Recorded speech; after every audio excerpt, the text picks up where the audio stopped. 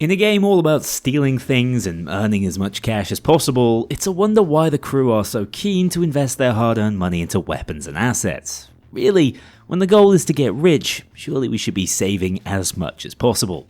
That's the central conceit of today's challenge. It's how it worked in Payday the Heist and really encapsulated the core of what Payday's all about. Getting rich for no particular reason.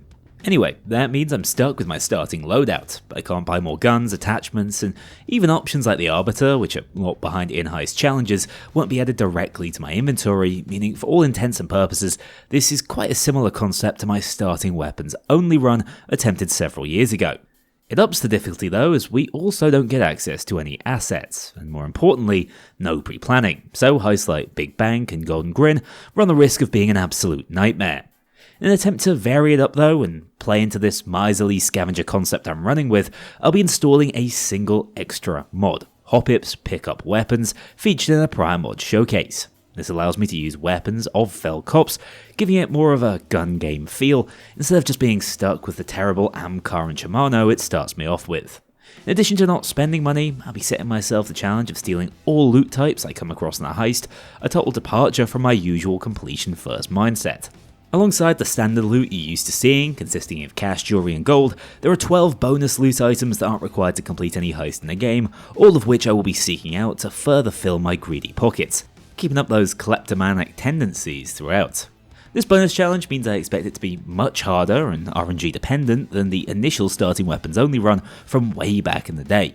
So let's dive into the complete rule set as we find out if you can beat Payday 2's entire career mode campaign without spending a dime. After keeping it simple in the res mod run, this is another straightforward set of rules we're using.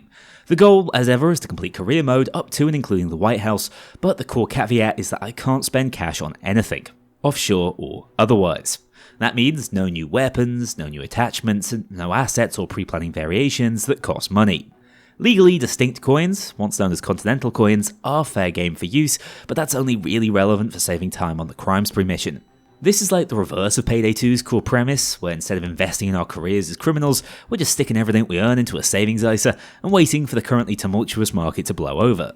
That is the only limitation, although it is a fairly high impact one. In exchange, I will be using the Pickup Weapons mod mentioned earlier, giving me access to whatever the cops bring into heists. These are mostly standard ARs or shotguns like Car4s or Reinfelds, but there are a few gems we can steal from the real prize baddies later in the run. As I mentioned, this is mostly just to avoid falling into the trap of recreating my original Shimano Amcar run from like 4 years ago and play into the whole money-grubbing scrounger Scrooge McDuck thing I have going on. As a bonus challenge, I'll be trying to steal at least one of each special loot type. That doesn't mean, say, artifact type on the diamond, but at least one of those valuable types across the run. For instance, we get multiple chances to steal artifacts throughout the run, so it doesn't necessarily matter if we pick up one on the diamond. For the most part, this won't be a major spike in difficulty, although there are a few particularly rare loot types I need to keep my eye out for. The other remaining rules are as you might expect, no grinding heists for cash or XP, although I'm not sure what I'd do with that extra money anyway, and outside of the aforementioned weapon mod and my hood mod, Vanilla Hood Plus by the way, finally linked in the description after all these years, we won't be using any additional mods. Unlike with ResMod, Crew AI is banned outside of Stealth Heist to maintain that sweet spot of difficulty. In the past that's been Mayhem from level 1 to 79, and Death Wish from then onwards. Let's find out if you can beat Payday 2 as a proper stingy bastard. Yawonk's been through the ringer a fair few times at this point, so resetting the account, I think this time from one of my speedrun challenges, is no big deal. Armed with only the starting Amcar and Shimano, I did have an idea to splash a couple of real world pennies on a skin with attachments to give me a head start, but I'm not sure that's in the spirit of the run if we're trying to be tight with our cash. Instead, I just picked up one of the worst attachments in the game, and the only one I'll be able to equip throughout, the Budget Suppressor. This monstrosity doesn't cost a penny to attach, and comes with numerous downsides just to silence our pistol. That's because I need a ranged lethal option to stealth my way through the starting heist of this run, a Ukrainian job I eventually came across on CrimeNet, free of charge. The pistol did its job, giving the camera guard a bad case of knee hyperextension whilst I sat around waiting for drills. Always an easy clear and fantastic start to any challenge run, although this Payday is going straight into the piggy bank. What I can use, however, are the skill and perk points I've earned. You know the drill at this point. If I have very limited confidence in my build, I go with Sociopath, a deck I'm incredibly comfortable with on Death Wish and always gives me an out to dozers. For the time being though, I'm running as much stealth as I can, hitting the jewelry store for the second time in a row and successfully clearing out. Of course, with money no object here, I'm free to take on whatever cleaner costs I fancy, although I'm sort of interested to see just how far I can push this money hoarding approach, so we'll be doing my utmost to avoid harming a hair on any non-combatant's head. Over on the Harvest and Trusty Bank heist, I'm already feeling the sting of no pre-planning. Without access to a bonus keycard, stealthing this one is much more RNG dependent, forcing things loud when I was spotted answering the first pager. Early Skulldozer spawns are much more prevalent than they once were, and I can't stress enough just how rubbish the Amcar is at this stage with no skill supporting it.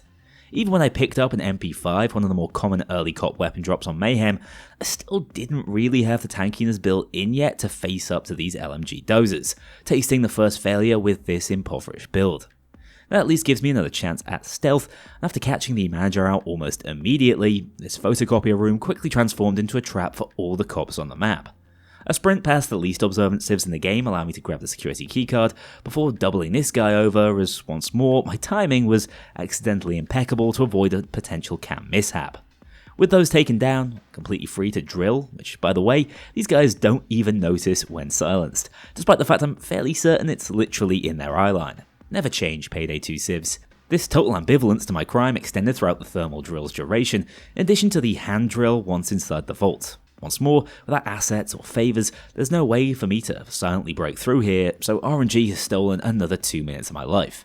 Still, that's a pretty clean second time clear, a feat I replicated on the Diamond Store, restarting once when this door straight up didn't spawn in, but taking down cams instantly on the second try. This civ spotted something, meaning here's the first 17 grand charge on my spotless record, but once inside the store on the second floor, just a case of patiently waiting for security to come collect a throwing knife in their spleen, removing the budget suppressor for this heist as it's a notable drain on my concealment. The final guard got the treatment in broad daylight, which seemed to put the fear of God into the onlooking civilians, although having already had a taste for blood, I decided to sod it and take those cleaner costs to the bank. There's more than enough loose loot to offset my transgressions and still come out of this one far wealthier at this stage than in any prior challenge. That's enough stealth though, as I'm putting together a 4-part build aimed to go loud on Go Bank. For once, without the ability to even buy the saw for those deposit boxes, I actually remember to pick up the skill Nimble Aced, halving the time it takes to crack open the cache the old-fashioned way. For as solid as the Car 4 is, specifically the yellow variant I can pick up from the slain tasers, my build is incredibly damage anemic right now, relying heavily on throwing knives to deal with dozers, which isn't always enough, as my world rather collapsed in on itself when a Skulldozer, taser and flashbang all conspired to totally disorientate me, whilst a final green dozer chunked through my health and armor a second down of the run. I need some better solutions to my lack of DPS, and I can tell you for free, that is not going to come in the form of the equally disappointing Reinfeld pump action. Without shotgun skills, I can't get much out of this relatively common SWAT and dozer drop. The CMP SMG, on the other hand, is a surprising beast. This thing is carried by shields, which is why they absolutely rip through us on this difficulty, doing a lot of the heavy lifting up close and personal, whilst the elite SWAT's JP36 is just about reliable enough to help deal with those distant sniper spawns. As I've said before, the true difficulty of any challenge seems oddly proportionate to any build's ability to deal with snipers, and with its mid-range interchangeable scope, this thing makes the passing grade. Also, shout out to Sidetrack Games for nerfing the Shield Marshal. These guys kinda suck now, so no excuse if I somehow go down to them. That decision to bring Nimble along really paid off, bearing in mind even with it I was lockpicking for over 2 minutes before getting my hands on some cash, allowing me to at least pretend to secure the loot in the balloon cage before stealing it straight back. Despite being too stingy to order the ace pilot, the spirit of Almir was strong on this day as he picked up the package on his first flyover, leaving me to pick off the snipers and hit the sewers once more for a fairly clean completion of the first difficulty spike heist in the game. Unfortunately, I rolled Crossroads for my first armoured transport heist up next, probably the toughest of the set, with nasty sightlines and sniper spawns making it tricky to keep those drills online, as this one proved with his incredibly poorly timed appearance under 2 minutes into the attempt. Attempt 2 showcased why it's well worth seeking out the usual Bronco Cop spawns, as this thing, even without pistol skills, packs a punch. Unfortunately, the same can't be said of a skillless, attachmentless Isma. Piston in the wind doesn't tell the half of it, as this Skulldozer took full advantage of its milquetoast damage output. Attempt 3 had its highs and lows, as I've started to lean much more heavily on the throwing knife again. Remember, I basically completed an entire challenge run with these things a year ago, so I shouldn't be sleeping on their potential power.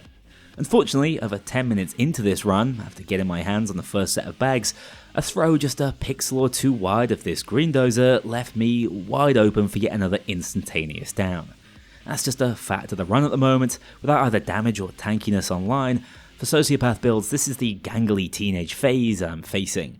With the right weapons at my disposal, I can certainly stop the rot though, settling on the Bronco and JP36 whenever possible, giving me a decent matchup into all cops at most ranges. This was a real slugfest of a heist. Not making it into the first trunk for over 6 minutes, I simply can't afford to give up on FAKs at this point in favour of C4. It was over 10 minutes in before I secured the first of those money bags, already down to just 6 first aid usages. Bear in mind, I'm not yet at the stage where melee kills can self-sustain me, and there's no way to avoid taking the odd sniper around from time to time on this one. Around the other side of the map, I pushed to open the second truck, starting to wonder if maybe pistol skills were the way to go with how potent the Bronco's been. Sadly, it's not possible to guarantee one of these on every heist in the game though. By the time I made it inside the second truck, my back was seriously up against the wall, down to my final FAK, which I was forced into guzzling by the time this one hit 20 minutes. For reference, these transports are normally 5-minute romps, not 20-minute plus wars of attrition, but here we are on death's door, out of healing, and still with 2 bags left to secure. But after remembering the cops really don't take them very far when repossessing them, I was able to get my hands on number 5 without risking another sprint out in front of snipers. Diving in the escape van and not wasting 22 minutes of my life, which might have seen me call off the entire challenge idea had I been dropped at this stage. I really wasn't anticipating such difficulty from this run, at least not this early on, although it does seem like the crossroads location specifically was at least partially responsible. Only partially though, as my throwing knife aim deserted me on the next heist downtown, right in front of this Skulldozer. A cloaker jab to the ribs did for me on attempt 2, and it looks like going the shape charge route was a mistake, regardless of the time save. Hostage Taker Ace provides decent enough healing, but the auto-revive feature of FAKs can't be underestimated on this sort of challenge run. However, the other benefit of carrying C4 is that it's an actual solution to bulldozers, especially after they doubled the explosive damage they take in the last patch, totally one-shotting even the dreaded Skulldozers below Death Wish. It turns out that's been the missing piece of the puzzle, with dozers no longer providing a consistently lethal threat, meaning the sooner I get a full melee setup online, the happier and safer I'll be, especially seeing as I can drop Nimble after this heist is done. My scavenge for secondary in this heist, by the way, is still the Compat 5, except this time I've taken one off a cloaker, which comes all decked out with attachments, a little detail I absolutely adore from this mod, carrying me to a 12-minute completion up on the rooftop after the cops did me a favour and carried the jewellery right up for me. Transport Train is another leap in difficulty, but I'm starting to solve the problem that is this run's early game. Getting my hands on a consistent primary is essential, giving me a weapon to deal with snipers at all costs. Then the secondary slot is open for more of a DPS focused option, in this case the CMP dropped by shields. About halfway through the drilling section on this one, a sniper's weapon actually fell from this rocky outcrop, giving me access to his scope Gavir. Now, I have reason to believe these things are a lot less lethal in my hands, because this sure as hell wasn't chunking like when I was catching sniper strays. Still, it gave me an even better ranged option for scanning the long sightlines on this heist, and kept me covered whilst ziplining the turret's ammo bags to the coast. With Hostage Taker and Sociopath dealing with the healing side of things, I was free to bring whatever equipment I fancied, which in this case was the Ordnance Bag, giving me effective access to 30 flashbangs, far more map-wide stuns than any heister should really have. This is an official apology to the Ordnance Bag. I was unfamiliar with its game when I criticised it in the past, as these flashes got me out of a tricky situation with just 3 bags left to secure. I'm really trying to move away from that reliance on healing and revenant skills through these runs, although no guarantees how long I'll hold out for this one, making use of the now rideable zipline in this heist to secure the last bags, in addition to a much needed for morale first time clear. This heist actually has 2 forms of unique loot to add to the list, in the form of the turret parts and its once explosive ammo, able to take those off the tracker now. Over the early game hump, 4 stores is a foregone conclusion with access to shape charges, as fortunately equipment doesn't cost cash. A 4-minute holdout with the Rheinfeld, which is now critting, was more than enough to make it through. It's also worth noting we now have free access to the Shinsakuto Katana, the best pure DPS melee weapon in the game, and seeing as it has enough concealment to keep me below 25 detection risk, it's likely to turn into an omnipresent figure throughout this run. I did get tased in the line of sight of a sniper on the escape, requiring a restart here, but a 2-minute run back isn't going to throw off the pace of this one too significantly. Moving on to Mall Crasher, my ordnance bag frag setup was not quite as viable as in Payday 3, doing a decent job of shattering glass, but also distracted me to the point at which a regular security guard tucked me down. Attempt 2 was just as costly from the cleaner cost perspective, but at least this time I didn't embarrass myself in front of Genset security. The Car 4 and my seemingly endless supply of Semtex grenades carried us through this one and on to Ukrainian job. Here, rather than re-equip the free suppressor, I just went in with the shuriken throwable and tied up loose ends around the back and inside the security room of the store, giving me another full 3-minute drilling section to contemplate the meaning of life or whatever the hell else you meant to do whilst waiting for drills in this game. Unfortunately, we step now into one of the easiest heists in the game, White Xmas, facing a serious problem. During the course of this run, this is the only heist which gives us potential access to the ultra-rare Almir's Toast loot type. For anyone that doesn't know, this has a 1% chance of spawning in each present across the heist. That's the odds of finding an unusual in a crate in TF2, which I've never actually done. There's about 30-ish presents already on the heist when you start, with more dropping in at ever reducing rate once you've secured Vlad's brother-in-law. Across each attempt at this, I guess I located roughly 50 presents, meaning law of averages, you'd hope to locate the toast after 2 heists. So naturally, here I am on attempt 3 after deciding to restart for a fresh set of present spawns, getting absolutely demolished by a green dozer 1-2 melee combo. So we're already way off the pace of decent RNG luck. At least on attempt 4 I was able to bear witness to these lads learning how to levitate, as it seems Sidetrack Games are really serious about advancing this Payday 2 cop AI to the next generation.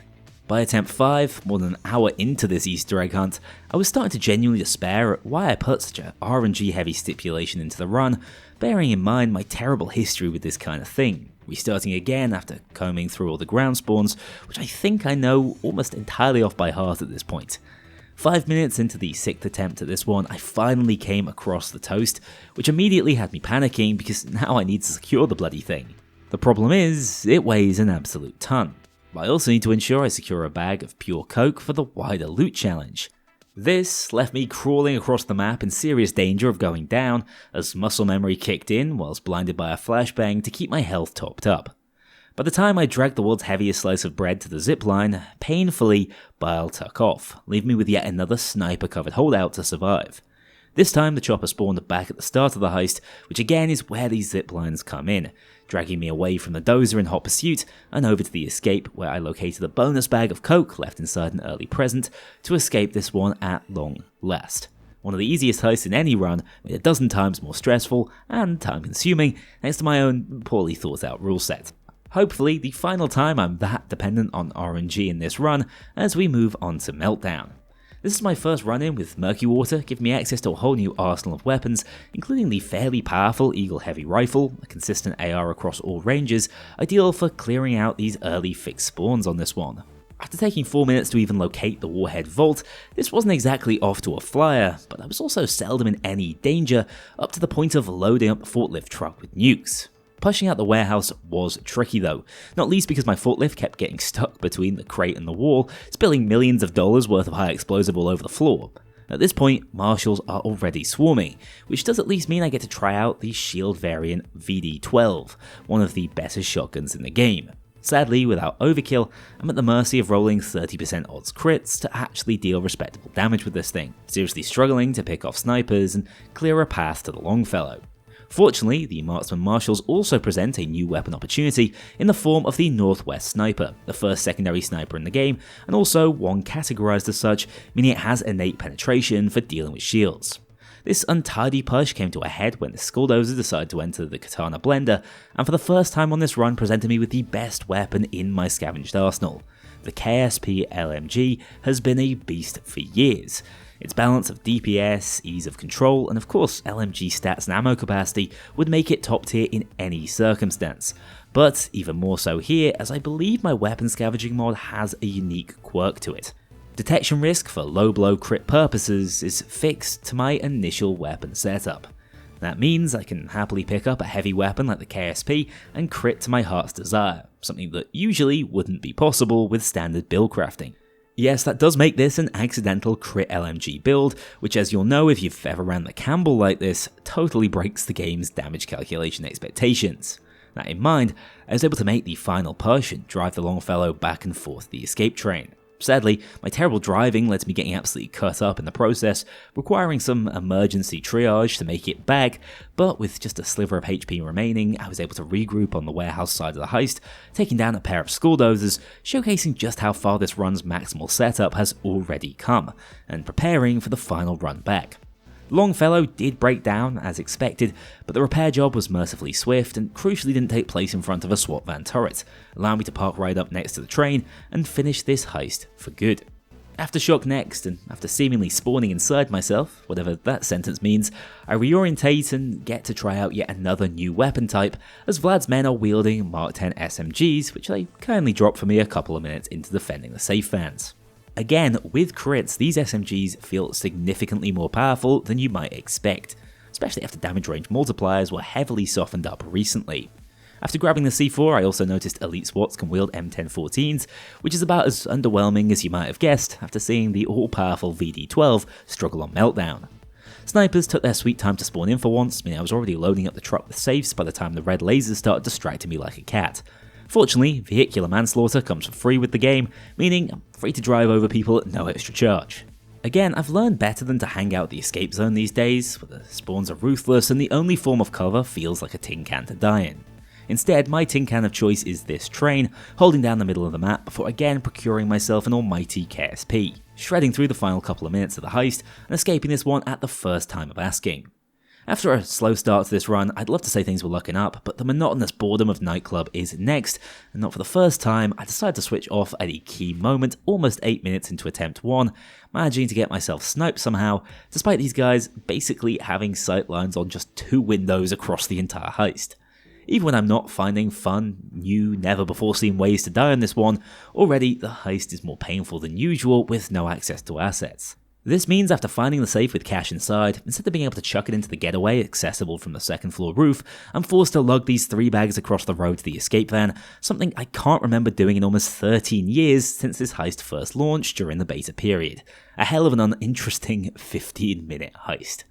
I was at least rewarded with some excellent RNG on stealing Xmas up next, as it's not possible to roll all the unique loot types across this one. I'm not stressing the fact I didn't get to nick any VR headsets, and instead head directly to the roof to secure one of the strangest things we ever steal, the bloody centerpiece Christmas tree. I've learned that although the shotguns aren't great for most damage-dealing circumstances, they are excellent for one-tapping snipers with their weird pellet mechanics, keeping the rooftops relatively safe as I planted the explosives and prepped the tree to fly off into the night. This is how shopping spree in Payday 3 should have ended, guys. Anyway, on to Hector's jobs next, where for once Watch Dogs takes a scalp.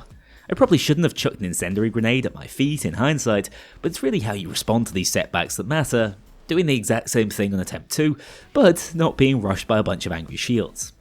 Difficulty probably spiked inside that van in all honesty, as even after accidentally dropping a bag of coke off the side of the railed overpass, without any SWAT van spawns, there was nothing to really do the damage at this stage to pump me down. Day 2 was sloppy as hell, surviving a few incredibly close calls whilst trying to recruit a Joker, as I should probably prioritise flashbang resistance based on how long I've already spent blind on this run, but I'm more of a problem complainer than I am a solution finder, bashing my head against the cops preventing me from moving the bags to safety for long enough that the boat was already pulling up, clearing another heist in just over 5 minutes. Firestarter Day 1 has had a makeover inside the trucks at least, which is something we can all celebrate. It's pretty important I remember to steal some of the ARs here, as there's no guarantee they'll show up later, or I'll have the time on something like the biker heist. So I decide to not blow up too many and instead lug them up this hill. A zipline would have been nice, but that's sadly a res mod exclusive, something I absolutely will be returning to in the not so distant future. Equally important is the goat on day 2, another form of relatively unique loot that will save me from having to run Goat Sim later on, instead of the comparatively easy Santa's Workshop.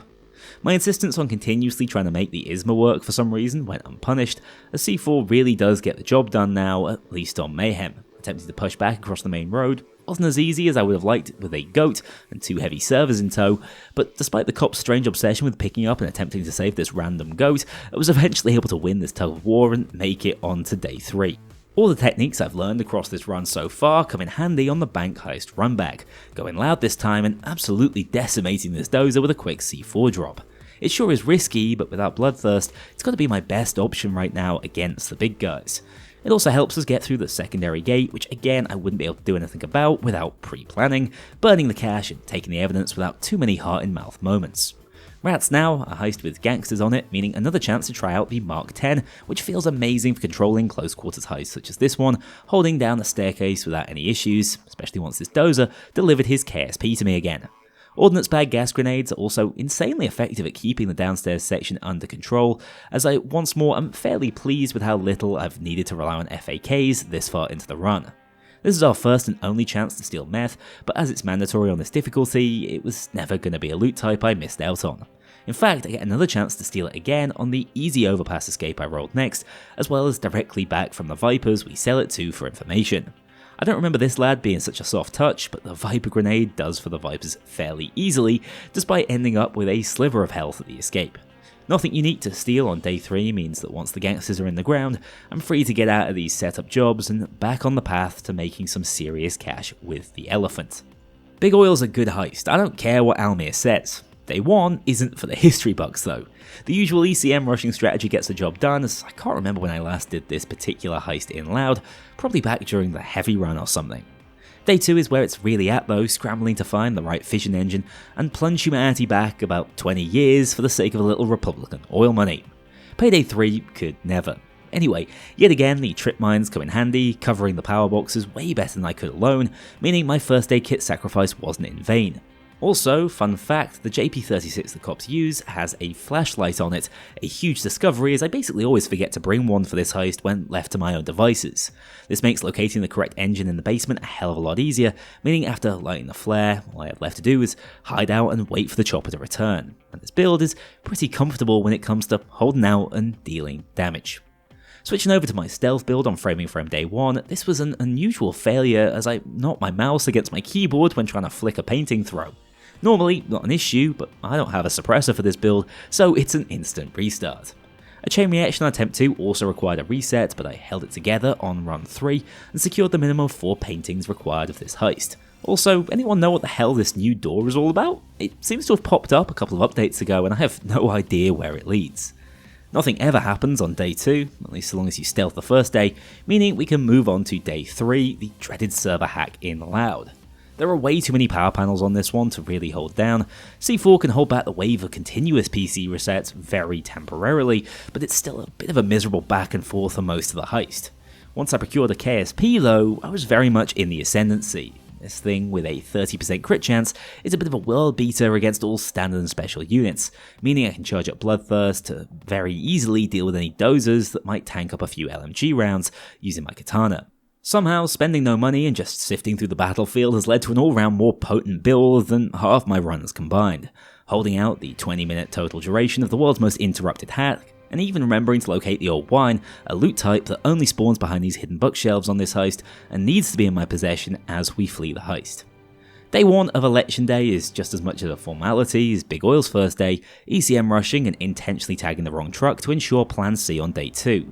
Here, with a full utility build and C4 still there to protect the thermal drill, there's no curveball that can really be thrown my way that would be decisive at this stage, blasting through the second gate with shape charges, making for another first time clear. This run is probably ready for Death Wish in my eyes, meaning these next 2 heists on Big Bank and Hotline Miami really are a victory lap for the first half of the run. After taking out this guard silently and him seemingly banging his head on every stair on the way down, Homer Simpson style, I managed to open up the time lock section successfully. As the heist that introduced advanced pre-planning to the game though, it's no real surprise that not having access to that feature has some serious drawbacks. For instance, my usual thermite elevator trick combo is off the table, I instead have to climb up the crane to release Floyd the pig. The problem isn't getting up, it's getting down, with these snipers seemingly out of my Amcar and Shimano's functional range at this point. Without them in the ground, the return trip on the zipline was more than just a little perilous, hitting the deck before I could even reorientate. That's a fail state I need to find a workaround for on attempt 2, although I actually need to get there first, as a medic appeared out the woodwork to revive a schooldozer who had really counted on not shooting me anymore. All that bravado about having conquered this difficulty is coming back to haunt me. The switch up on attempt 3 was to take jokers on the roof, meaning at the very least the snipers would be distracted as I ziplined back down at their mercy. Feet on solid ground again, the problem now is dragging all 3 parts of the beast across the heist without being interrupted. I also finally located a deagle, the primary weapon of martial shield units before you break them, and also a very accurate secondary option which is going to be crucial to keep in mind on some of the more expansive sniper heavy heists in the game. By the way, on the topic of these guys, I strongly recommend never letting them flash you from point blank, as it seems to scale on distance.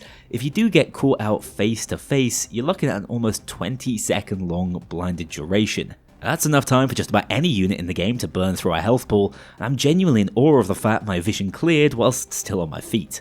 Without FAKs, that really should have been lethal. That being said, I'm not about to squander this chance now, healing up rapidly thanks to sociopath melee kills, and repairing the beast to make my way inside the vault.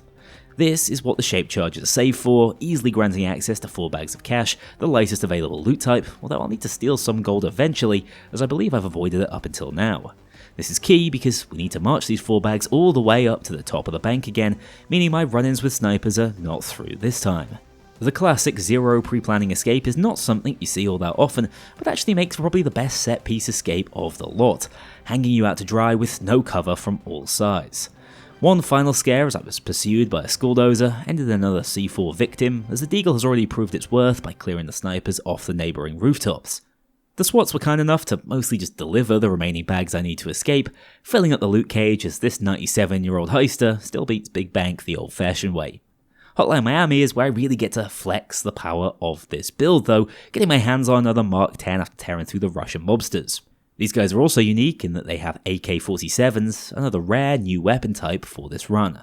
Whilst lacking the lethality of the KSP, it's more than powerful enough to push through the first few objectives, lighting up the cars and then the gas station, whilst also keeping on top of the sniper population. My very first C4 dozer double kill displays exactly why I need to give this equipment type more screen time on these challenge runs, assisting to clear a path into the basement where the spawns really start to funnel and it's almost impossible to get overwhelmed, guaranteeing we make it to day 2. Again, I might as well use the AK whilst I can, switching over to FAKs here as they enable me to force through drill repairs even whilst the penthouse is on fire. The Reinfeldt dozer spawns on the roof were easy work, although the black and schooldozer variants still give me a lot of trouble even on Mayhem. I can't get tankier than the lightweight ballistic vest if I want to maintain those all-important crits, meaning I'm just going to have to learn how to adapt if I want to handle the jump up in difficulty to Deathwish. Still, the one major plus with schooldozers is they do wield the ever-faithful KSP, a weapon I'm so glad I discovered as it's essentially grown to be my primary weapon within this build as soon as I can get my hands on one. This heist remains extremely intense, but with flames covering the drill, it's mostly just a case of waiting and staying alive for the whole 5 minutes, something I just about managed with only 4 FAKs left in my inventory by the time I confronted the commissar and chopped him up as Sociopath recommends. For once, I went out of my way to grab the bonus loot, no idea why at this point, I'm just curious to see how far I can push my wealth by the time this no money spent run ends. Now that being said, it's time to amp things up to Deathwish as promised, dinging level 80 and grabbing the final all-important perk in Sociopath.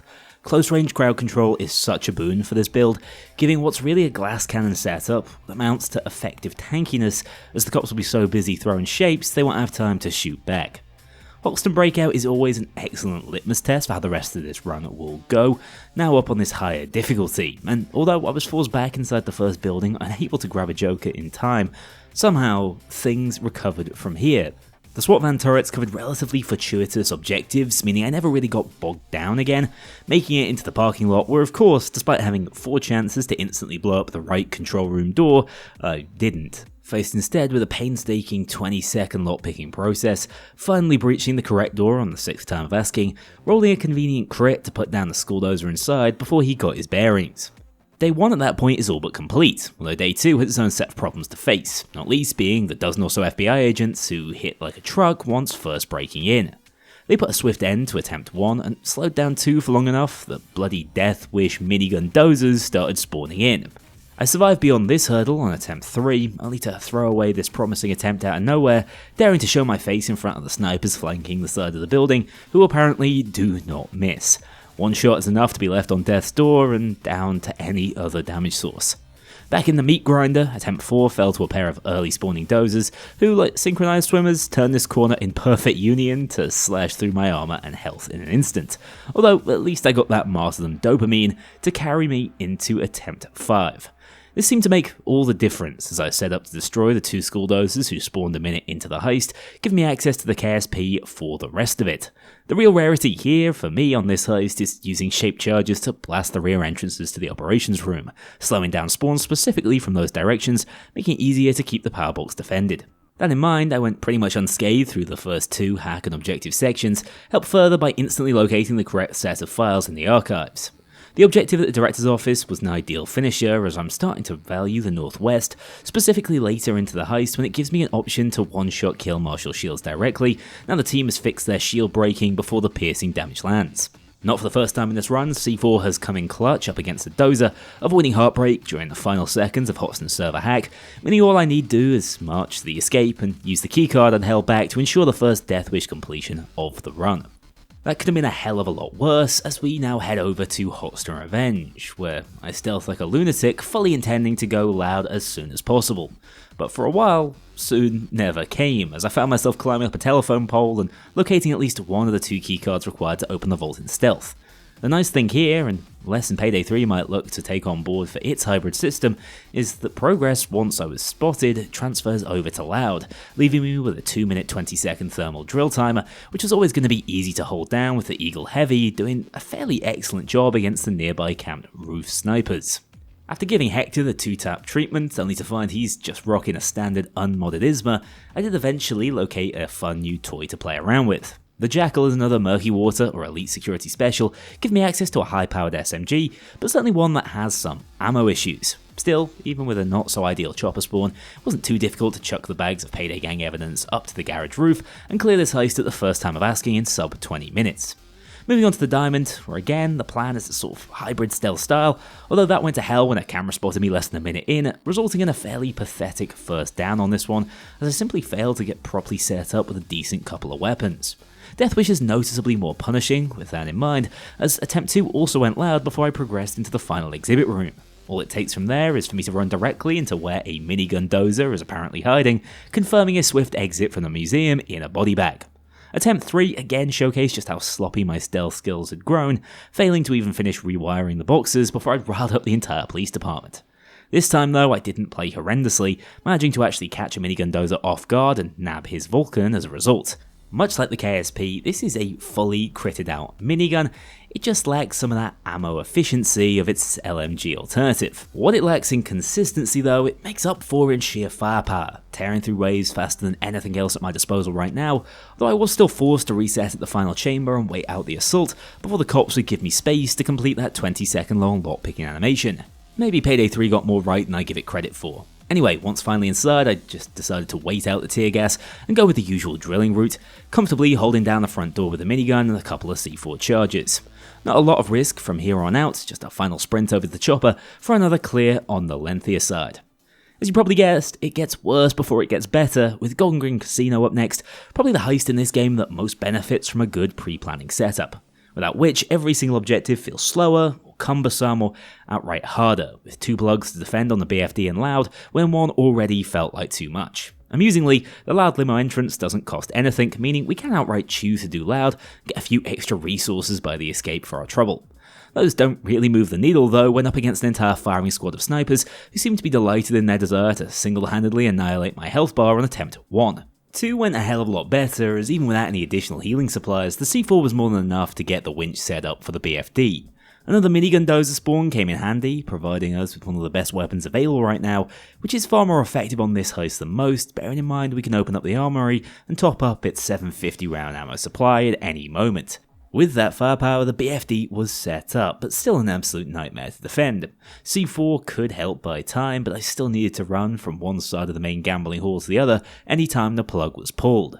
Sociopath's armor gating is fairly elite, and the kill to survive playstyle is right up my alley, but this felt like a lot to manage whilst also doing bathroom runs to prevent the drill from overheating. The back and forth went on for over 30 minutes, with the drill about 90% through when disaster struck. In defending the drill so actively, I was constantly pushing my luck in terms of positioning, at which point, not for the first time in this run, a flashbang caught me right on the edge of its radius, meaning I could no longer reasonably kill to top up my armor, hitting the carpet a massive 35 minutes into this run without ever knowing who even put me down. A real heartbreaker, and in all honesty, enough to prevent another attempt at Loud. Stealth had to be the way forward, although in itself, that was hardly ideal. Again, a lack of assets stings, forced me to run many objectives the hard way. Attempt 3 at this one ended when I somehow forgot I hadn't turned off the metal detectors from the rear of the casino, a rookie error that comes from doing this heist too often with a full suite of pre-planning. 4 fell at the guest list hurdle, as I learned Sociopath Panic Effect can actually apply in stealth funnily enough, although that's not useful information here as the murder was already caught on camera. Attempt number 5 ended at a similar point in time when somehow this camera spotted me drop a guard with a shuriken, which sort of perplexes me as I don't think they should have such impressive peripheral vision directly below their lenses. Suspension of disbelief aside, didn't get better from here as a promising run, which made it to the drink spiking section, was ended by Payday 2's always funky detection system, with this guard not seeing me sprint on by, but the Civ, who are usually about as observant as a Starbreeze CFO, decided to turn eagle-eyed all of a sudden in response to my crouch jump. A flurry of failures followed on from this disappointment, falling at the first hurdle as I tried to make it to the archives, failing again due to the marked guest spotting my movement instantly. They really need to do something about that detection speed inconsistency. Finally, 9 was abandoned after I found out you can't fit shuriken between these cage bars, but you sure as hell can cuff people apparently. Good to know they've got Houdini's apprentice working in situ. At long last though, all that frustration came to a head on attempt 10, quickly clearing out the guys who patrol the security room area within the first couple of minutes, as well as giving the spike guest the toothbrush treatment as revenge for all those times he gave me away. The final code spot up by the manager is not what I'm particularly used to with full pre-planning active, but that's the final item I need to get inside and disable the lasers to the vault, stealing the dentist's coffer in addition to a total of 18 money bags, mostly out of spite really. It's always nice when you reach that state on any stealth run where it's functionally impossible to fail through normal means, and you can really rub it in on the joint you're rubbing. The dentist jobs took way longer than I'm used to and scarred me from a Loud perspective if I'm being honest. And the bomb dockyard up next didn't help with that recent trauma. I've switched over to the ICTV for the time being, moving towards body expertise instead of the now inaccessible low blow, but that DPS loss is extremely significant. With more than a minute left on the PC hack, I went toe-to-toe with this minigun dozer, who after a whiffed melee swing swatted me away like a fly, and showcased why the ICTV hardly makes any difference up against the big boys. Attempt 2 went no better when apparently, as useful as it might be to deal with opposing snipers, picking up the Gavir is a no-go right now, hard crashing the game. Sadly, even really well put together mods can crash under stress. Speaking of which, that's enough stress aimed at me to switch over to stealth again, although this first run back was ended after my shuriken lodged in this guy's neck, and it was caught in 4K. Again, stealth is a nice out for me to have, even if I can't hit minimum detection risk and generally don't like having to run a suppressor, backing up this guy before he was caught on camera, making him the only fatality of this run. Once you have your hands on the second keycard, this heist is all but in the bag, needing only to wait out the Moretta's docking and take the bomb parts all of 20 meters to the boat. One extra advantage of doing this silently, as without a pre-planned escape, I'd have to lug those bags all the way over to the opposite side of the map under heavy sniper fire. Scarface Mansion now, another heist that gives us a bit of a stealth conundrum, as I can always sneak the first outdoor section. And I might need to if this miserable first attempt at Loud has anything to go by. On attempt 2, I was met with a fairly nightmarish RNG roll of 2 minigun dozers out the gate, right next to the laptop we need to hack. Far from ideal, and even worse, with double the base HP of other dozer types, these guys can tank their way through direct C4 explosions, meaning that trusty tech is no longer as consistent. Attempt 3 is off to a better start though. I found that Ernesto Souza's men also carry AKs, which seems to give me a damage advantage up against the Car 4 for example. Souza himself is fodder for sociopath builds, hitting him with a big bloodthirst swing, and preparing to take another unique loot type in Yayo to the escape. The problem is my accuracy. The natural deviation of both my AK and Northwest, which is meant to be a sniper, I'll remind you, is absolutely abhorrent, making landing swats on the many snipers overlooking the escapes incredibly inconsistent. This is probably the main difference between FAK and C4 builds, as eating one sniper shot is felt for a much longer duration, taken down through a bush as I attempted to dive into cover out of the main courtyard. Like Golden Grin before it, this was enough to spiral me into stealth madness, as I'm having a bit of a loud build crisis at the moment. As is so often the case with Scarface Mansion, you can expect a few throws at the first staircase, as I'd rather be safe than sorry here, and failing 30 seconds in bothers me a lot less than 30 minutes. Once past that hurdle, I have a decent idea of how guards are spread around the exterior of this heist these days. That doesn't stop me missing a shuriken and having to restart attempt 5. Eventually I decided to take the hit on a suppressor and pick up Hacker, making this Hitman style portion of the heist a hell of a lot easier. Still, it wouldn't be until attempt 10 when I'd actually make it inside the mansion again, throwing this one away with some aggressively terrible shooting, before attempt 12 had a chance to go the distance. To be fair, the majority of failed runs didn't last more than 20 seconds, so it's not as bad as it sounds, but I probably should develop a more consistent strategy for this heist rather than the Leroy Jenkins style shoot on sight approach. Anyway, I used up the only 2 pages I'd need clearing the main hall before putting down Souza for the second time. I've learnt my lesson, by the way. When you see him jump out of his chair like that, just step back and make sure you're taking the shot whilst undetected to avoid fighting a man with a health pool of a bulldozer. From there, with all guards cleared out at the docks, it's just a Yayo shuttling mission to complete this classic roadblock heist in 8 minutes 20, which is probably my fastest time ever when I think back to it. Since I am allowing Continental coins to be spent, just not cash, I'm free to pick up a level 20 crime spree and run through a rapid transport heist, saving a lot of time during probably the easiest campaign mission in the game. That moves us onto the classics, with Counterfeit offering a little bonus difficulty this time, as we need the printed money for our loot collection. I need to actually get there first though, as a SWAT van spawn directly next to the water pipe valve is not my idea of a good time, especially once the snipers start spawning in and you're suddenly dealing with 5 lasers trained on your head with no cover from all sides. This might be the most devious out of the blue spawns, as I have no idea how this build survives here, as I'm too shotable now I've gone back to the lightweight ballistic vest. Suppose this is why I should pay attention to my hood mod. The run back was at least forgiving, helped by the minigun in my possession for most of it. With snipers not spawning until after the water drilling was complete, I'd usually be able to clear out scot-free, but for once I can't just take the plates with me. I need to get my hands on the paper and ink required to print some cash. Fortunately, the Bronco has that accuracy stat I was missing on Scarface, actually able to pick off the snipers from a distance, although boy am I happy I switched back over to FAKs. At some point the safety net is just too important to pass up, unless you enjoy hitting the restart button every few minutes. That said, outside the cops being on the ball when shutting down the printer's power, one bag only takes a few minutes to produce, meaning we're free to head to the sewers within 15 minutes, as the plates thankfully don't count as a bag type. I'm well prepared for the dozer ambush these days, so this one's a foregone conclusion from here. First World Bank next, a heist that I might as well stealth for as long as possible, especially when SIF detection is so inconsistent. I have no idea how that bloke gambling was so quick on the draw when these idiots don't seem to notice a thing. I'm not complaining, although with only 1 page remaining, things are bound to go loud at some point. I just want the vault open before that happens. Finally getting spotted with 6 bags already down the vent. You might ask why no overdrill, surely the mine gold is also a unique loot type, and whilst you're not exactly wrong, it's inaccessible solo unless you use a mod, and I'm no filthy cheat, please ignore the OP weapons I'm picking up off the floor. It's a good job I had them too, as the ambush at the final staircase was much more on the ball than usual, pushing me back with ease and forcing me to gather my thoughts before completing this one at the first bite of the cherry. Murky Station doesn't offer too much in the way of resistance, sticking with my suppressor for the time being and remembering to grab the bonus pistols and battle rifles, which are strangely unique loot types found only in this heist as far as I can remember. ECMs cover my escape, meaning we can move on to the other Jimmy job, Boiling Point.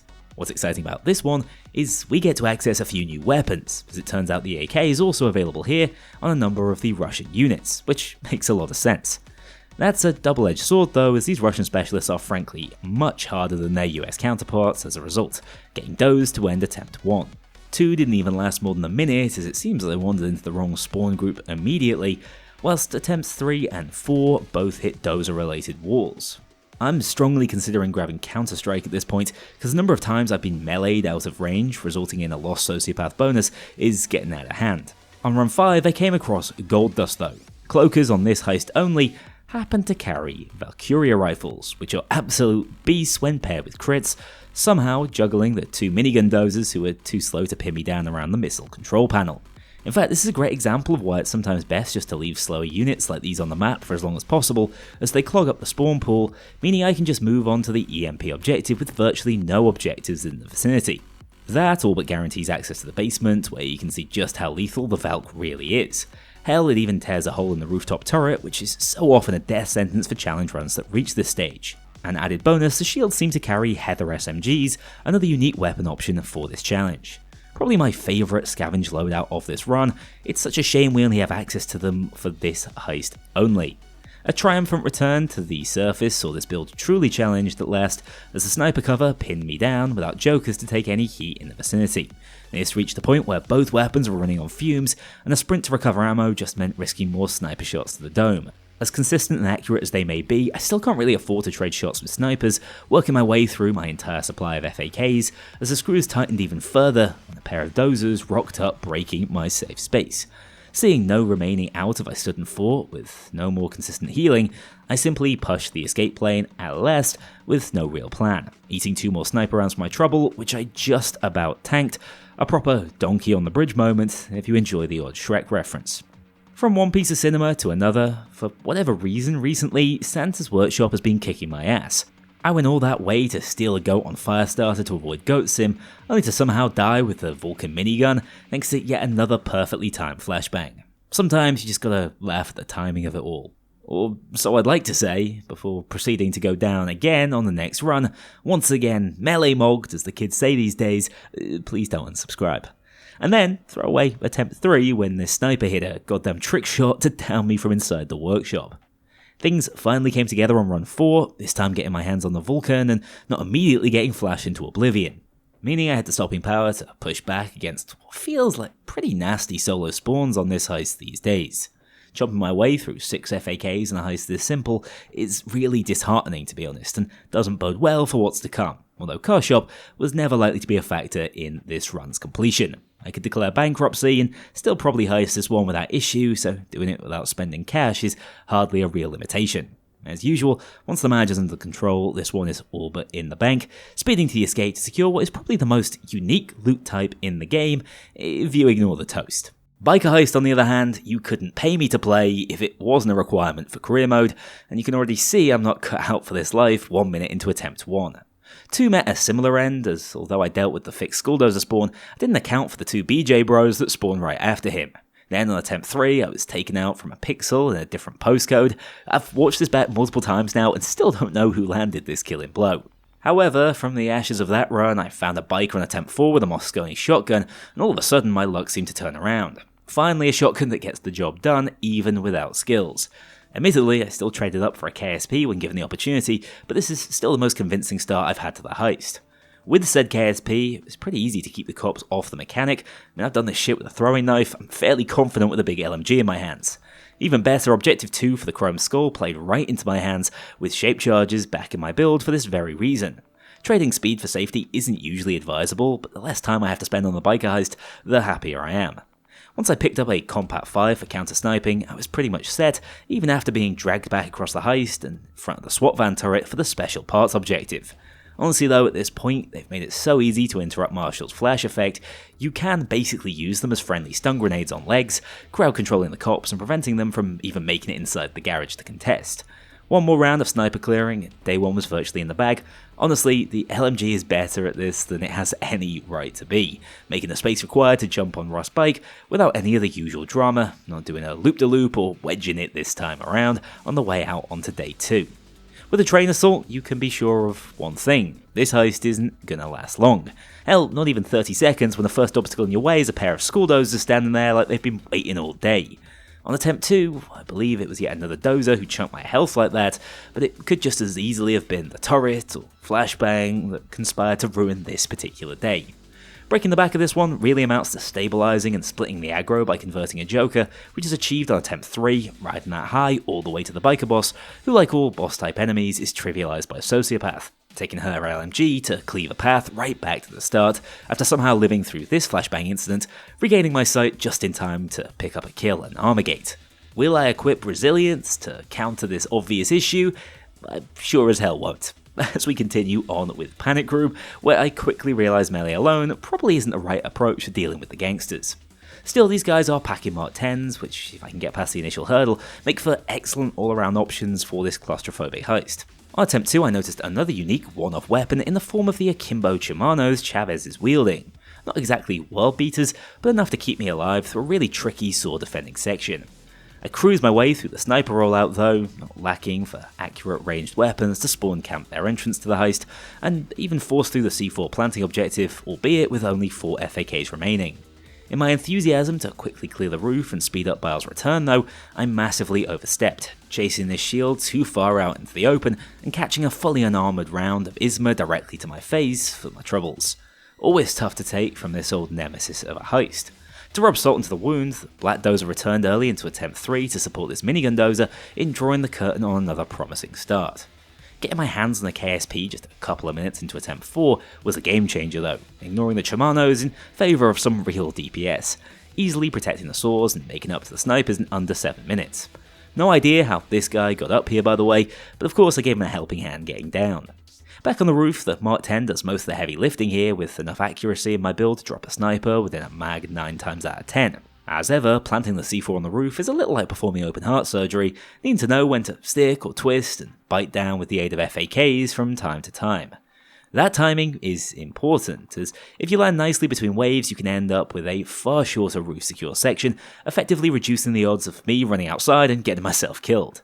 I was patient when waiting for the magnet to be lowered this time, actually remembering to locate the giant toothbrush, another strange if exceptionally valuable piece of unique loot we need to get our hands on during this run. I can't stress enough how helpful it is to move away from objectives like this though sometimes, as that's what incidentally created the space to attach the magnet, and with all the cops following me down from the roof, no one was there to stop us escaping the same minute.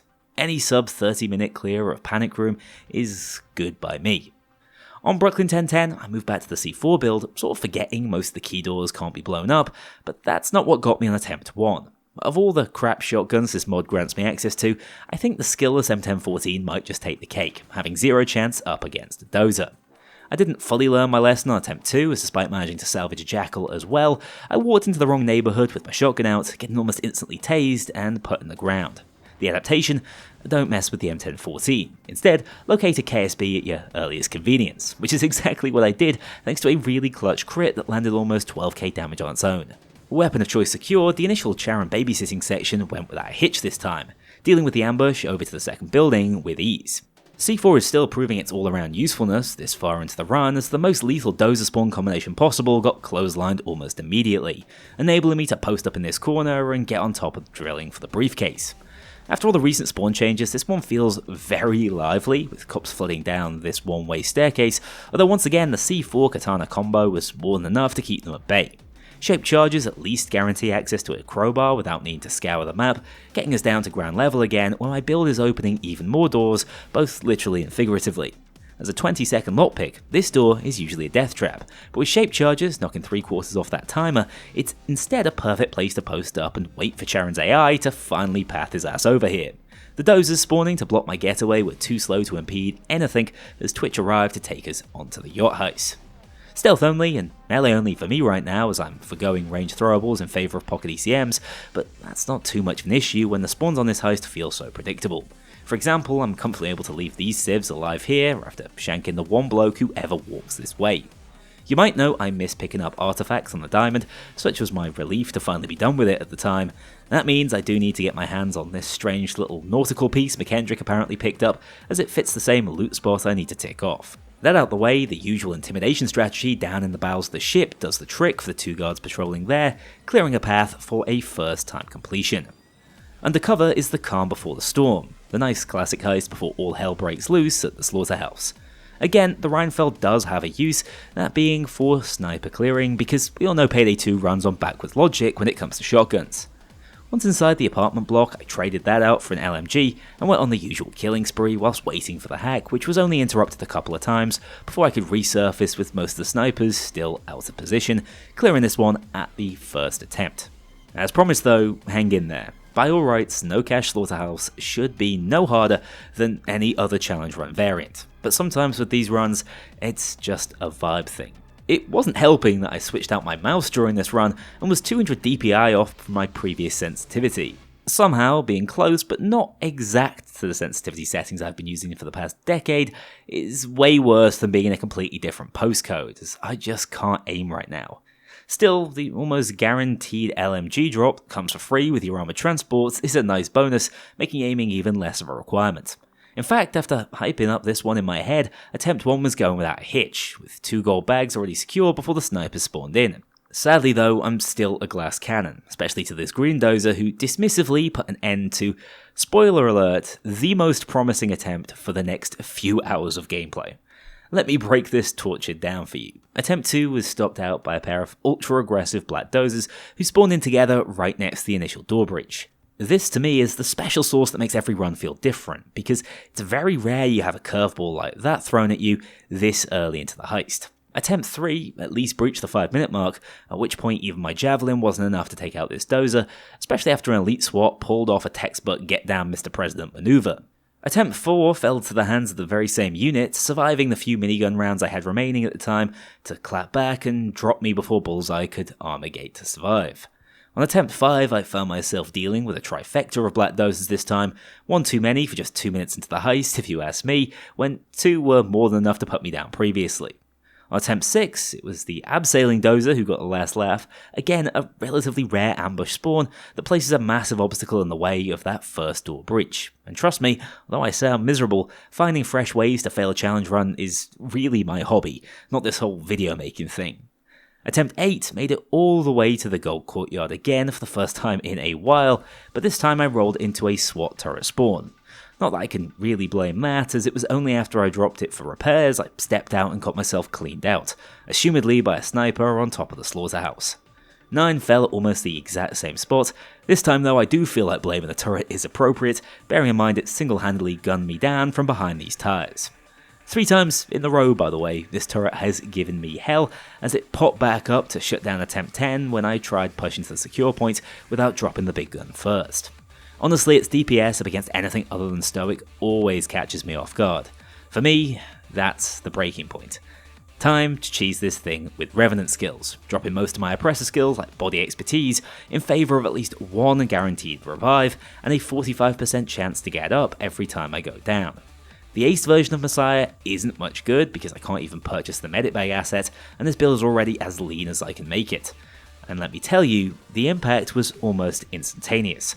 The bonus insurance of Revenant was like a monkey off my back, playing with a bit of freedom and also getting my hands on a minigun early into the attempt. I also located the keycard to shut down one of the most problematic spawn locations for this initial drilling section, in addition to the even more important find, Vlad's Pig. This is a bonus 9th bag and the only spawn of this loot type in the game. With the minigun in hand, I had a much better matchup into the fixed dozer spawns along the main corridor, and more importantly, a genuine answer to the SWAT van turret, which just had to get in my way once more. I'm forced to switch over to the KSP eventually, simply because of its far superior ammo economy, but it finishes off the job, clearing the first hurdle placed in my way. Next come the snipers. These guys are the real threat for my LBV setup, chunking through half my first aid reserves before even getting a bag to the container. Believe it or not though, that's the back of this one broken. As annoying as it might be having to chase after your bags these days, with cops so persistent in their desire to steal back loot, this is child's play compared to the multi-dozer combat or SWAT van 1v1s. It cost me another 5 FAKs, but we get there in the end with one major advantage in the RNG. This container can be double-ended, or it can be just like this, a perfect hidey hole within which to sit and hold out whilst the gold is lifted across the shipping yard. A couple of close calls, including this sniper bullet leaving me with a sliver of health, and that time the cops decided to get cozy with me in my hiding spot, but this was enough to open up a path to escape. Not without some sacrifices though. Out of FAKs and facing down dozer and sniper spawns at the escape, more than 30 minutes into a heist and with hours of attempts already under my belt, this might be the most intense 30 seconds of Payday 2 gameplay I can remember, using every last tool at my disposal and being left on the edge of the abyss.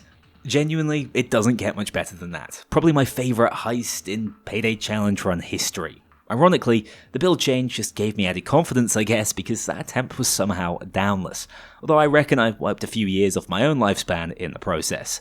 Oh, and I got the pig, in case you'd forgotten. Moving on to Locke's jobs now, I see no reason to change up a winning formula, and we'll be sticking with Revenant skills, as scummy and dice rolly as they might be. After haunting me on Slaughterhouse, the rooftop turrets stayed out of my way on Beneath the Mountain, making it into the inner compound without too many issues on attempt 1. Here I ended up in a Mexican standoff with a dozer who will not move no matter how you provoke him, so instead trading the old heavy rifle round to slowly work down his health pool. Yes, that was a minute-long stare down with a dozer. That ambush is one of the main difficulties of this one though, so well worth taking it slowly for. I also need to open up at least 4 of the vaults, as once again these are all unique loot types. The Masterpiece, the Lost Artifact, the Master Server, and Prototype all added to my collection. Pushing back up to the roof wasn't the easiest. I do think the sidetrack guys have nailed down spawns at this point, at least on Deathwish Solo in my limited experience. Once up though, thanks to rolling the nearest chopper spawn, this 4-bag attempt was no slower than most rooftop helipad escapes. Again, marched my way through most of my healing supplies, but mostly out of an abundance of caution, never really in danger of going down. Birth of Sky is Beneath the Mountain's much harder cousin, not least when falling out of the plane with no ability to respond to the powerful Bronco shots flung in your direction. That was far from my only close call on this one, using up my first feigned death roll during the second pallet I had to put back together. Despite FAKing my way out of instant flashbang death, a taser made sure I was appropriately punished for my lack of crowd control resistance, although not really as I bounced right back to my feet in the same instant. I need the skill to proc once more when a sniper spawned at the perfect time to completely blindside me, leaving me with just 2 downs remaining. Eventually, I managed to start making progress after locating a deagle on a shield marshal, which, as I foreshadowed, deletes snipers with its almost perfect accuracy. The final pallet was out in the open, using up a few more of my FAKs via uppers to complete that objective, before yet another sniper-related mishap, going 3 for 3 on the feigned death lottery. Little did I know how essential it was to save my Messiah charge for last, using up my final bit of healing to somehow parry the triple dozer spawn that feels almost unfair for this stage of the run. More by luck than skill, I took on the first 2 alone, using the Sociopath multiplier to drop both through a hail of bullets.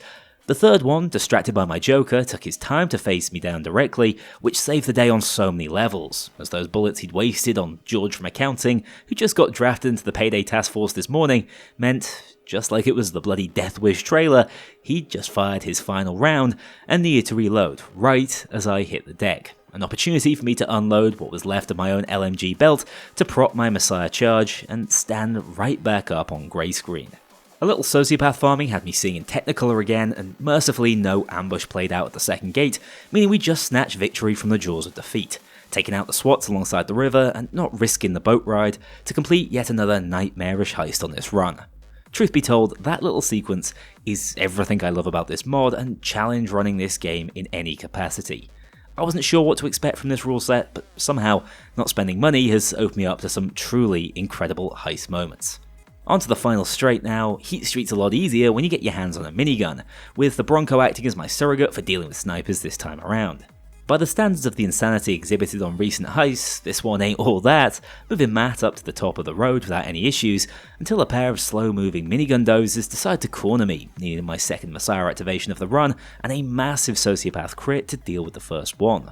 This whole back and forth was so time-consuming, an event I can't remember ever playing out took place, requiring us to march right back to the other end of the road because we failed to clear the landing zone in time. Payday 2 is always throwing out curveballs, although this one wasn't so impactful. However, Matt running off right at the end of the heist did give me a chuckle and made it all worthwhile. Green Bridge now, another top tier heist for those of you who enjoy seeing me go down, using up Messiah 2 minutes into attempt 1 and then dropping for good when this sniper flew in behind me. On attempt 2 things went much better until making it on top of the scaffolding, getting rushed by a pair of school dozers, wasting one bit of good fortune before using up Messiah thanks to another sniper and taser team up. Even so, I made it onto the final straight, but fear of the bulldozers that always spawn blocking the path resulted in me stalling out in front of a chopper with a turret and ending things painfully close to the escape. Deja vu next, as I made it back to the final road once more and got absolutely cross-mapped by one of the school dozers the second I paused to deal with the sniper. Torturous failures on a really tricky and time-consuming heist, as I somehow managed to three-peat of this one by trying to just run around the dozers this time after activating their hunt mode by shooting this sniper. The key, which I finally realised in attempt 5 after years of doing this, is to just not bother shooting until past the dozers, as they'll mostly stare off into space before you aggro the horde. I'll happily take a sniper round to the cranium if it means I'm already halfway there to the stairs by the time my pursuers are activated. Really make me wonder why I didn't just do that 3 heists ago. Lessons learned, time for a few speedruns. Alaskan Deal is a fairly simple heist compared to what's gone before, easily defending the generator with few interruptions before climbing back on board with a perfectly timed escape, removing the gangplanks just before anyone else made it aboard, fading to black instantly. The classic diamond heist is another speedrun opportunity, switching over to my stealth build, although getting caught out in mid-air on attempt 1 and requiring a reset. Not running a suppressed weapon really can be rough. Still, attempt 2 made it all worthwhile, as not only did I find Garnet in the perfect location to chuck off the building, and in the process cancel the entirety of Payday 3, you're welcome, I also rolled into the 10% chance to see the Blood Diamond, another unique form of loot I'd actually forgotten I needed to pick up and could have very easily missed. Someone out there was doing me a favour as I comfortably moved all 9 bags to the window cleaner without any close calls or pager usages. Reservoir Dogs' first day you play is generally much easier than the chronological day 1, although I'm very glad I've switched over to Revenant, as double Skulldozer spawns out in the open are always going to be a threat no matter how complete you build. Hell, I even required Messiah on this one after another Dozer's fish shattered my teeth, but apparently not my spirit, clearing this heist out to head back in time. This is one of the few setups I've had that deals well with ambushes, meaning the first few minutes weren't as hellish as usual, though I still needed feign death to keep me fighting. The drilling section was therefore easy enough, using up Messiah a few minutes later though, when I was lucky to not get double dozed up on the 2nd floor. Bag securing is easy, now we can also take the zipline, not that it prevents me from absorbing every bit of first aid I can get my hands on. I might be in record territory for the number I've guzzled here, which is extra embarrassing when you remember I was trying to rely on these heals less at the start of the run. Ah well, another heist survived by the skin of my teeth, bringing us onto Brooklyn Bank, which the minigun took over not for the first time in this run. Most importantly, there's gold in the vault of this bank, which I will be taking for the very first time on this run. Not bad going that, avoiding gold bars for about 40 heists, but we finally complete our core loot collection here, with only a few secret related items left to steal. Speaking of which, we can locate one on breaking feds, with attempt 1 doomed from the start, while I couldn't get this pixel perfect laptop interaction right down in the kitchen. RNG was slightly kinder on attempt 2, with trick mines coming in handy again to keep the guards circling Garrett's office marked at all times. With seconds left on his return, I pulled the classic 1, 2, 3, 4 guess off again, stealing the keycard required to access the elephant's coffer, and begin building towards the endgame. Henry's Rot next, where I was stopped out at the entrance on not only attempt 1, but also 2, as this medic revive brought back a minigun dozer to ruin my day. At least that happened just a couple of minutes in, clearing most of the bad juju out of the way. I had a nasty run-in with dozers once more while searching the artifact lab, but at this stage I'm fairly tapped into what I need to do to deal with the big guys. A pair of minigun dozers basically took the entire heist hostage in the weapons lab as they refused to come down from the gangway and instead just shuffled back and forth, turning the weapon charging section into a lesson in patience, as well as a massive resource sink in the process. My reward for winning the day was a minigun of my own, my absolute saviour when it came to pushing towards the escape on this one, with just 4 FAKs left. Whilst this one had been downless so far, it was only a matter of time before my defences would be breached. Incredibly lucky no one shot me once more when downed, with these polite lads just waiting for me to reload and earn back my life with a quick kill. This is the only lifeline I'd need, with enough minigun capacity to clear out what's left of the wave and escape before the next one had the chance to really ramp up. Shacklethorn now, a heist I've completely forgotten is much harder to stealth without assets. When was the last time you actually turned off the power to the metal detector and stealthed your way past the gate guards? Anyway, it's still very much worthwhile as it cuts the warbox hats down to 30 seconds, we still have the chance to take the auctioneer's keycard to speed up that objective with no apparent downside. Spawns on this one get going real quick, meaning it took a while before I could even take a joker, but from there things really simplify out. At least until a minigun dozer turns you into a pinball in a pinball machine, tossing you all over the place and requiring some serious luck and many more FAKs to get out of the vault in one piece. My reward for living is the obsidian plate, the final bag type loot we need access to in the entire game, and so I guess that challenge is complete as far as the big old loot hunt is concerned. This really should have been called the Juke Run, as I'm basically just stealing things for the love of the game, since I'm not bothering to spend their proceeds on anything, clearing Shacklethorn and entering Endgame. Henry's Rock keeps things simple as a pretty on-rails heist that rewards high kill per minute builds, such as this one. Not much to write home about until we reach Bane and Kento, the former of which disappears out of existence once on Locke's shoulders. To keep the old merc moving, you need to pick up kills, which is very spawn dependent, but once I procured a KSP, things notably sped up. The final gate hack was touch and go with just 40 seconds left on the clock by the time Locke was on the move again, but that still allows for about a 10-second grace window to complete this time attack section at the first attempt. No Mercy turned into a heist all about redemption.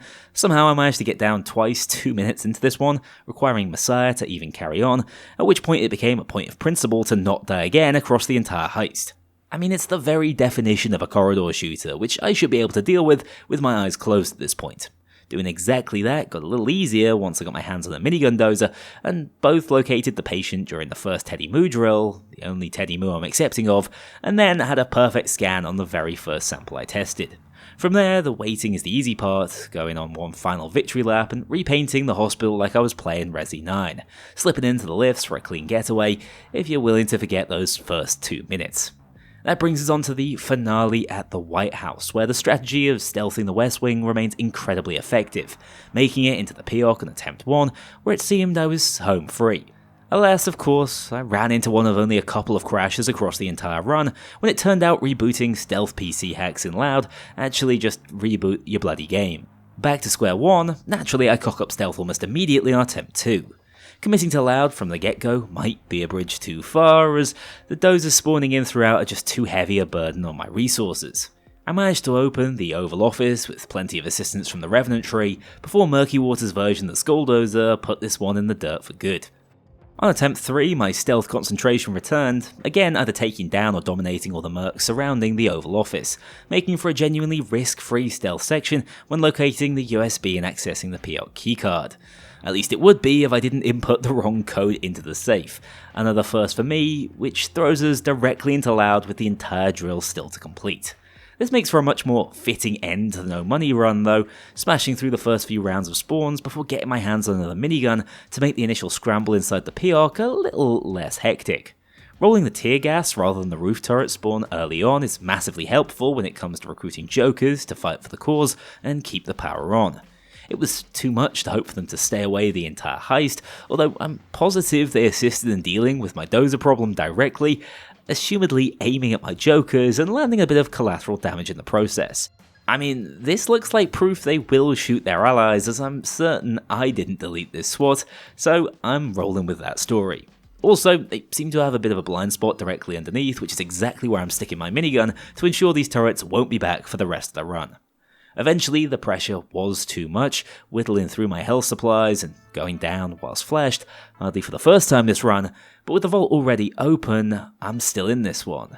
24 pardons in the bag, the return to the surface feels like a victory lap with a fully loaded minigun in my hands, holding down the anti-air hack and waiting out Locke's return just over 30 minutes into the final heist of the run, completing Payday 2 without spending a penny and actually retiring with a fortune in the bank. For reference, accounting for a fair few cleaner costs of course, I end this run with $67,500,000 in my bank account, and over 4 times that in the offshore fund. Certainly enough to retire on and probably avoid a sequel at all costs. Or in the canon ending, just blow it all on offshore Payday, baby. Thank you so much for watching, guys. Originally, I planned to invest every mil I saved into Starbreeze stock, but that's probably not ethical and certainly not something I'd recommend right now given their recent financial performance. In all seriousness though, I had no idea what to expect when I started recording this one, but it actually ended up being the fastest I've ever gone from run start to finish. I love the thematic idea of the Payday gang refusing to spend any money, even though it's like the entire reason we do anything in this game. In practice, I wasn't sure how interesting it would be to watch, yet somehow it resulted in some of the best moments I can remember playing through on a challenge run. The weapon pickup mod did a hell of a lot of the heavy lifting there, so I have Hop-Up to thank once more. I just didn't want this to be another Amcar run, because I feel I've done that one to death already. If I was being really picky, I'd say my only disappointment was the lack of cop weapon variety. I mean, let's be honest, the Car 4, JP36, KSP and minigun did like 80% of the heavy lifting on this one, so I think it's a shame they don't drop from a slightly more randomized pool. I mean, for me, the best moments were always when coming across a cool new weapon for the first time, like the AK or Valk, and seeing how they changed my build and playstyle. Even so, the variety was more than enough for me to push through this one in just over a week or so, and I already have my next foray into Payday 2 suffering planned out. I really am a glutton for punishment with these videos, but Payday waits for no man. I hope you're enjoying the shift on the channel and prioritising these longer, higher production videos rather than the old-fashioned commentary slop I slipped into with Payday 3, because I truly believe that's the direction YouTube is heading in if you're not a short-form Andy. Let me know if you enjoyed. Future run suggestions are always appreciated and go into the very long list. And if you did enjoy the video, please do me a massive favour and check out my range of Apex gaming PCs, available from that ever-present link at the top of the description. Take care, I'll see you all very soon.